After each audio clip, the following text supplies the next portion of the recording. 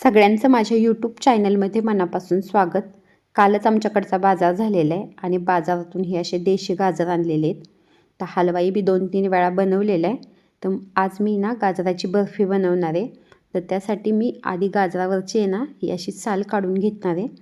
तर गाजराबरोबर मी बीटही घेतलेले आणि त्याच्यामध्ये टाकण्यासाठी नारळही घेतलेलं आहे. नारळाचेही तुकडे मी करून घेणार आहेत.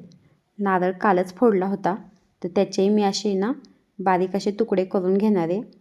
नारळ बी थोडासा सुकवून घेतलेला आहे, त्याच्यामुळं धुवून घेतला आहे आता हा नारळही. आणि त्याचेही मी हे ना असे हे बारीक असे तुकडे करून घेतलेले आहेत.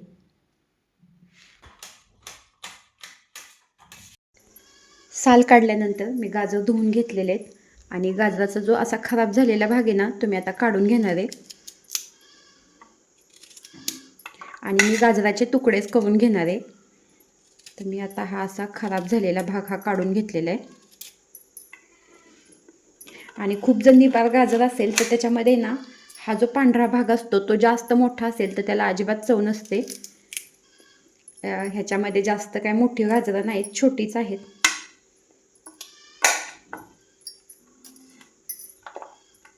तुम्ही गाजराचे ना हे असे तुकडे करून घेणार आहेत.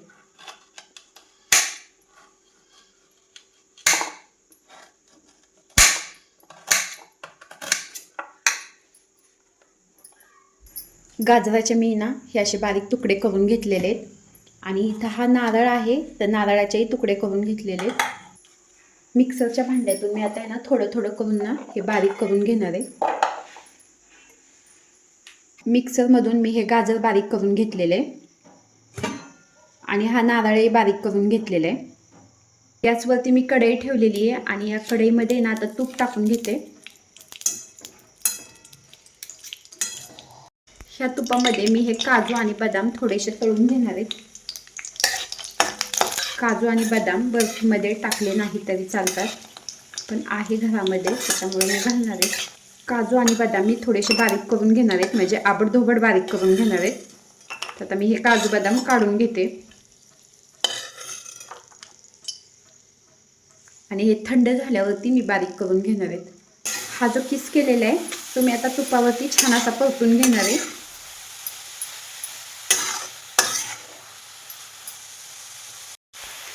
त्यानंतर हा नारळाचा किस आहे तोही मी छान असा परतून घेणार आहे.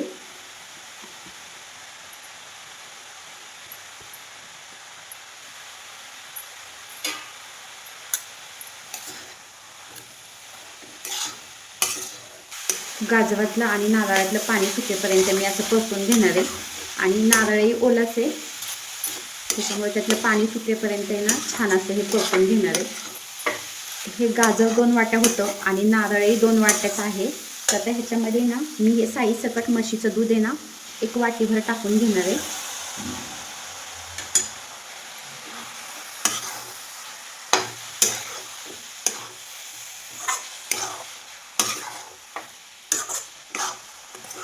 आणि ह्या म्हशीच्या दुधामध्ये आता थोडा वेळ की नाही हे शिजू देणार आहे. दुधामध्ये हे थोडा वेळ शिजल्यानंतर ह्याच्यामध्ये मी ही घातलेली आहे साखर.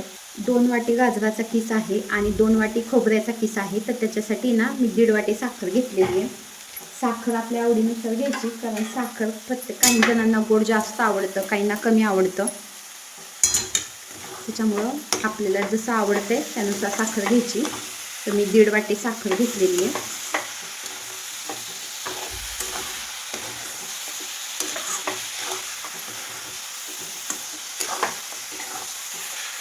बर्फीला छान असा कलर येण्यासाठी मी अर्धं बीट कापून घेतलेले आणि तेही मिक्सरमधून बारीक करून घेतलेले, तर ते आता घालून घेते.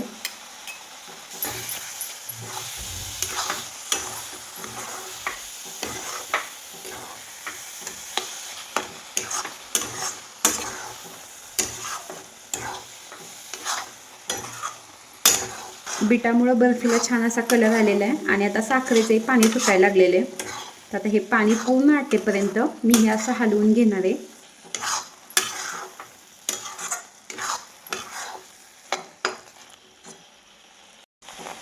आणि अजून एक अर्धा चमचा आहे ना मी हे तूप घालून घेतलेले.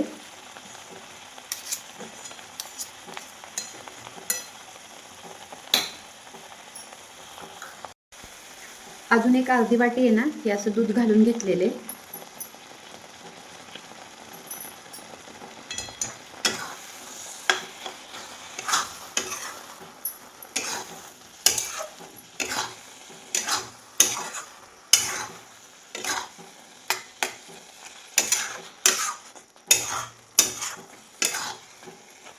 बर्फी बनवण्यासाठी मी इथं ताटाला आहे ना तूप लावून घेते. तूप लावून घेतलं म्हणजे आहे ना ताटाला बर्फी चिकटणार नाही. आणि आता ही टाकून घेतलेली आहे वेलची पूड.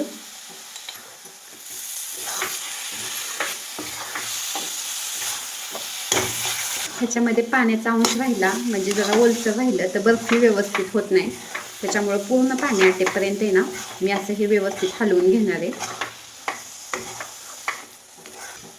ह्यातला पाण्याचा अंश पूर्णपणे कमी होईपर्यंत मी हे असं हलवून घेतलेलं आहे. आणि आता छान असं हे बघा घट्ट असा गोळा व्हायला लागलेला आहे. तर आता ना मी बर्फी थापून घेते. इथे मी ना ताट आधीच तूप लावून ठेवलेले.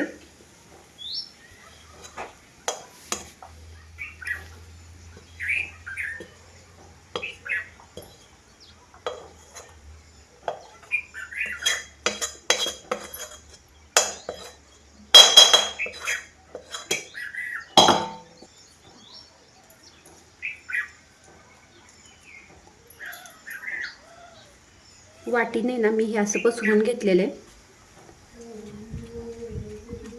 गरम आहे तोपर्यंतच मी अशी ताटावरती पसरून घेतलेली आहे. आणि हे थोडेसे ना काजू बदाम मी बारीक करून घेतले होते तर ते टाकून घेते आता. आणि गरम आहे तोपर्यंतच मी हे कापून घेणार आहे.